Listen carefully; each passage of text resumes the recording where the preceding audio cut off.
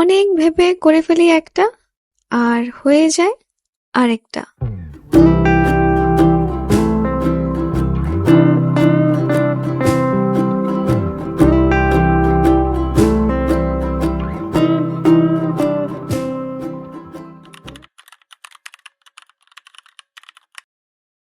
So hi, welcome to my channel.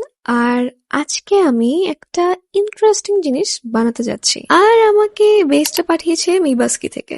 কারণ সুন্দর জিনিস বানানোর জন্য তোমার বেসটা অনেক ইম্পর্ট্যান্ট। আর হ্যাঁ, আমরা তো জানি জেসও কতটা ইম্পর্ট্যান্ট, এটা তোমার ড্রয়িং এর একটা বেস তোমরা বলতে পারো। কিন্তু হ্যাঁ, এই কাজটার একটা মজার বিষয় যেটা হয়েছে আমার সাথে, সেটা হলো আমি প্রথম দিকে একটা অন্য ধরনের থিম ভেবে রেখেছিলাম। কাইন্ড অফ বলতে পারো সান টাইপের একটা মধুবনী পেইন্টিং বা কোনো একটা ফোক পেইন্টিং।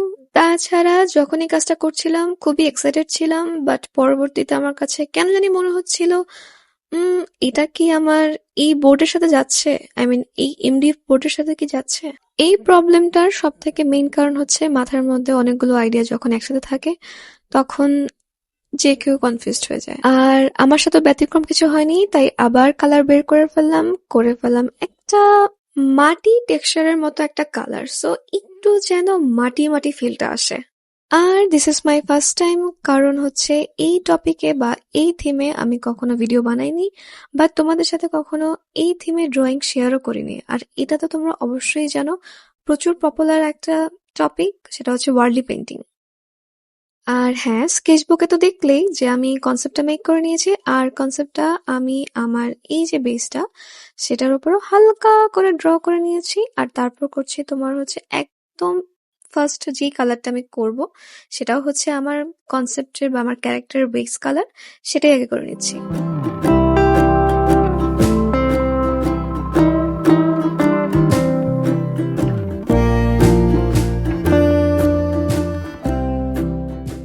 তারপর যেই মেইন যে তোমার টুলসটা সেটা হচ্ছে তোমার ডট টুলস, বা হচ্ছে এটা অনেকে দেখবে যে তোমার ডট পেইন্টিং বা মান্ডালা পেইন্টিং করার সময় ইউজ করে। তো এটারও সেট আমার কাছে আছে, তো সেটা দিয়ে হচ্ছে আমি আমার এই হিউম্যান গুলোর যেই মাথাগুলো সেটা দিয়ে করলাম। কারণ যদি আমি এটা ব্রাশ দিয়ে করতাম কখনোই আমার এত পিওর শেপ আসতো না। সো তার জন্য যখন তোমরা ছোট ছোট কোনো ডিটেলিং করবে তোমাদের ড্রয়িং এ, তখন এই কিছু কিছু ইম্পর্টেন্ট যে টুলস গুলো আছে সেগুলো তোমরা কিনে রাখবে, দেখবে যে তোমাদের ড্রয়িং গুলো আরো ইজিয়ার হয়ে যাবে করতে। আমার এই পুরো সার্কুলার বেজের মধ্যে যে তোমার ইম্পর্টেন্ট পার্টটা আছে সেটা হয়ে গেছে, ডান। কারণ এটাই সব থেকে মেইন আকর্ষণ ছিল আমার ড্রয়িং এ। তো তারপর হচ্ছে আমি একটু টেক্সচার দেওয়ার ট্রাই করেছি। আর সেকেন্ড যে কনসেপ্টটা আমার এই বেজের জন্য সেটাও আমি শুরু করে দিয়েছি, কারণ ওই বর্ডার গুলো ডিসাইড করা আমার জন্য খুব ইম্পর্টেন্ট। কারণ হচ্ছে তোমার ওয়ার্লি পেন্টিং এর মধ্যে আরো অনেক টাইপের বর্ডার স্টাইল আছে। শুধু শুধু আমি সবগুলো তো ট্রাই করতে পারবো না। সো তার মধ্যে যেটা আমার এই বেজের জন্য মানানসই, তো আমি সেটাই সিলেক্ট করেছি। তো চলো কালার করা স্টার্ট করা যাক।